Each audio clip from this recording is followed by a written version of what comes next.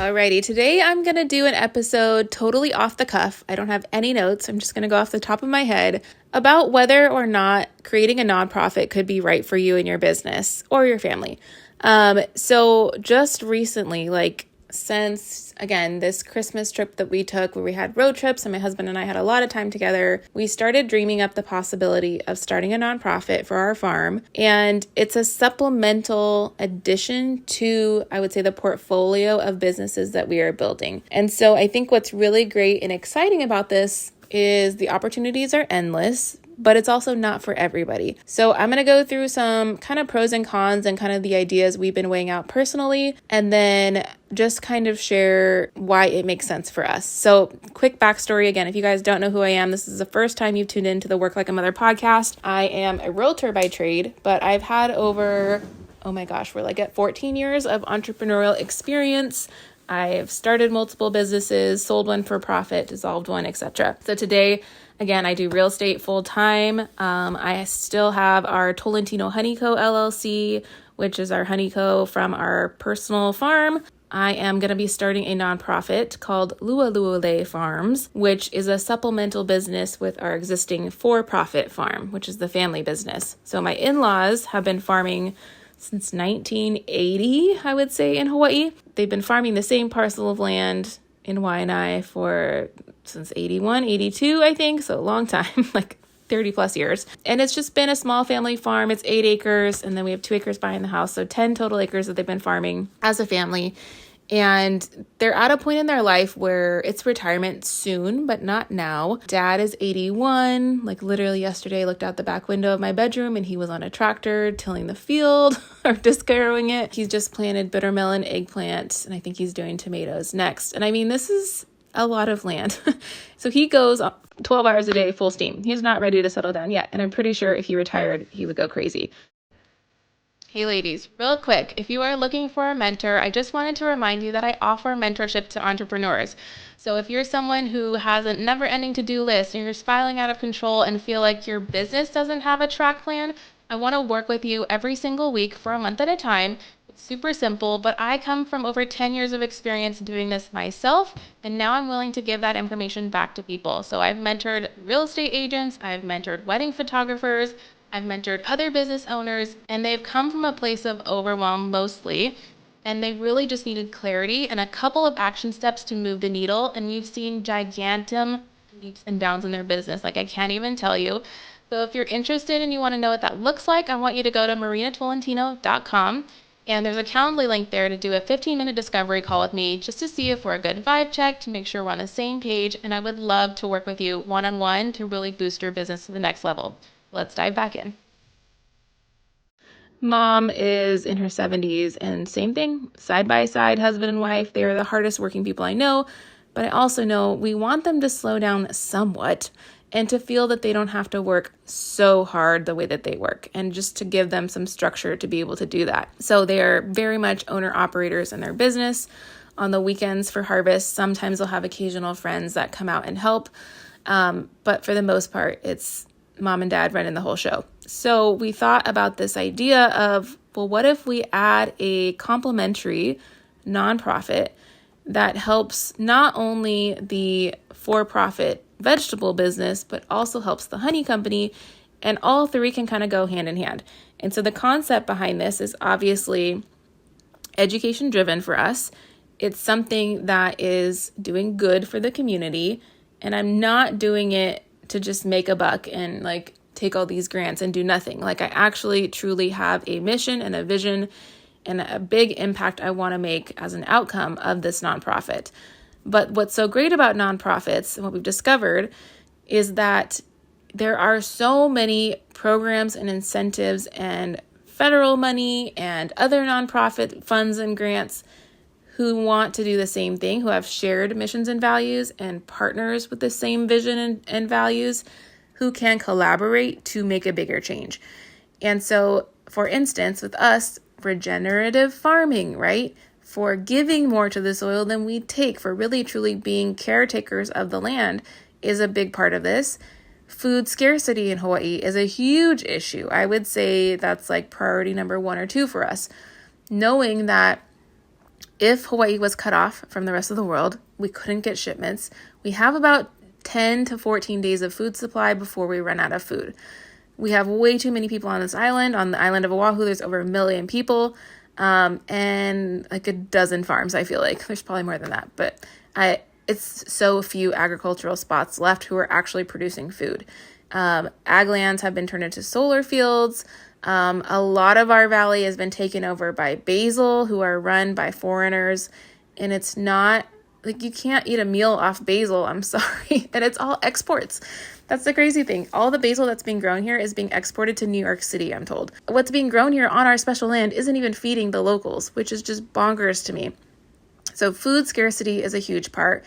And then the third pillar for me is really nutrition and health and wellness education. Where we live happens to be the highest rates of obesity and diabetes on the island.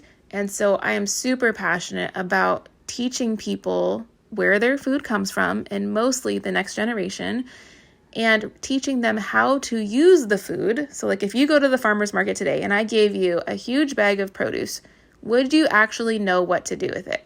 Would you know which vegetable has good things for you? Like you could probably rattle off some things here and there, but if I gave you like 5 eggplants today, would you know how to cook them and what to prepare with them so that they taste really delicious, that your kids will eat them? These are things that are like, hello, it seems so common sense, but we are so far from where we used to be. And we've gotten so far away from where our food comes from and our connection to what God made for us. Like this beautiful, amazing, colorful food that we have. We don't even have a connection to it anymore. We think it comes from Uber Eats. We think it comes from Instacart. We think it comes from Target in a box. Like it is so far from the actual source. So those are the 3 pillars. And the reason why this is so great. So a couple of ideas that came about is like, well, one, we need a new tractor, first of all. Okay. So if I have a nonprofit who has a grant and we have a mission and a vision to do field trips, which means we need to create these beautiful experiences on the farm for education, I need a tractor with a plow, right? So the nonprofit is getting the funds to get the tractor. The nonprofit is using it for the project, but I can also happen to use it for my farm, which is really, really great. I can also use it to move things for the honey company, which is really, really great. Okay, so that's part of it. Secondly, a way to supplement our income, not to make all of our income, but to supplement it, is that as organizers, myself, my husband, my father-in-law, and my mother-in-law can all be on the board, and we can have paid positions as the executive leadership to do this. So if dad is titled the farm manager, we can give him a salary through the nonprofit for doing the things he's already doing in his everyday life, right? So if I'm going to plant a field of baby vegetables that are cakey vegetables, mini cucumbers, mini carrots, etc., and he's the one managing all of that, then he should be paid accordingly a fair wage for that work, right? And the nonprofit can do that through the funding that we get through the nonprofit. Secondly, with mom, she's really great with the connections with distributors. So maybe she's our community networker or outreach, whatever, and then she's helping get the food that we're growing to the extra hands. So let's say if the nonprofit is growing foods, or even the farm, let's just say that. Okay, so the farm is growing vegetables. The nonprofit can then buy those vegetables at market rate using the nonprofit funds, which then the nonprofit distributes those vegetables to the Waianae Coast Comprehensive Health Center market for free or for at a discounted price, wholesale, whatever. There's a way to keep this symbiotic relationship between all of the brands that just works together. And I think that's what really gets me excited is like, instead of doing this in a way where in a traditional business, you would have a ton of startup costs, you have a ton of risk in the beginning where you have to put up all the funds and capital yourself to get the thing off the ground, and then eventually sell something to then hopefully pay yourself back. And you're not getting paid the whole time. With a nonprofit, you can do something, get funds from the get-go. You can get grants really easily and really quickly through a couple of places, put in the investment into the new nonprofit, and start to pay yourself from the beginning for doing that work. And the more projects you can complete and show that grants have been executed, then the more funding you'll get in the future. And the more partners you help, and the more connections you make, and the more people who vouch and have proof of concept that you're doing these things, the more grants you'll be granted as well. So I think that's where I'm like real excited of like, I don't even know where we're going this summer, what's going to happen by this summer. But if I can forecast the potential of this symbiotic relationship between nonprofit, between for-profit, and between Honey Company, it all just makes sense. And the impact we can make in this community specifically, let alone the whole island, could be massive, like in such a positive, beneficial way for the health and wellness of our community and our future generations. That's like ways that you can think of doing this.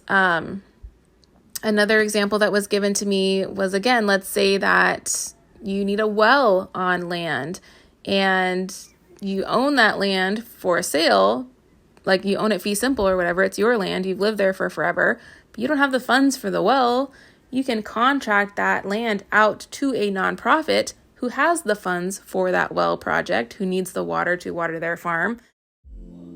Hey guys, I hope you're enjoying the podcast, but real quick, if you are someone that's super overwhelmed and you're worrying, how the heck am I supposed to do all this stuff? I want to tell you, I have a really good 4-week course for you. It's called Core Values of Your Calendar.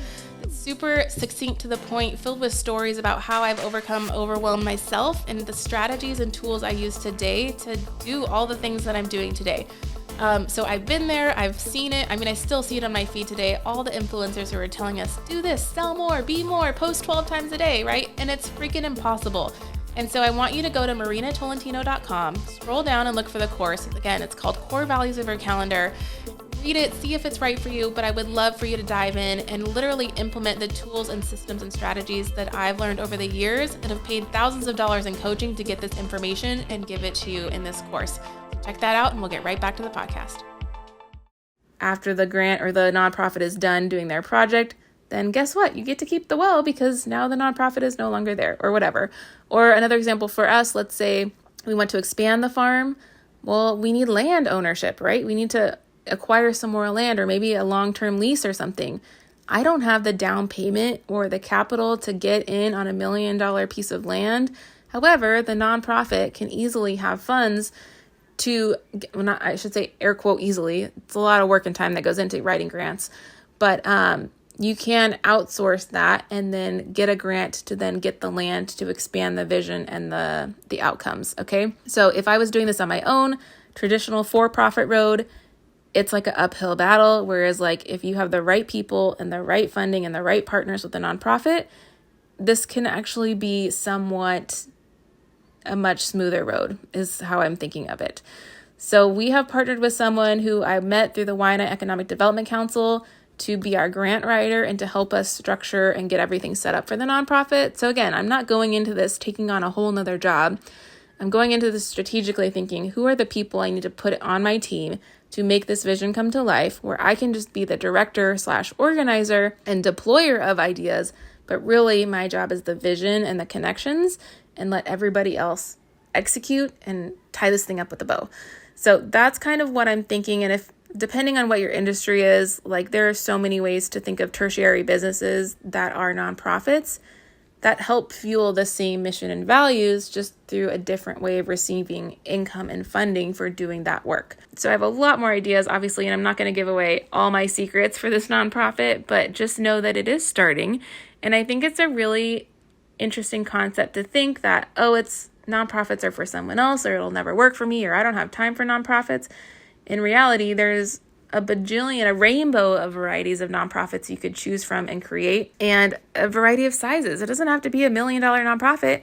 Could it be $100,000 nonprofit and still move the needle and help not only your for-profit, but also help the nonprofit and all the impact that you're going to have with that. I am learning as I go. This is also serving as like somewhat of a vlog/diary entry for me.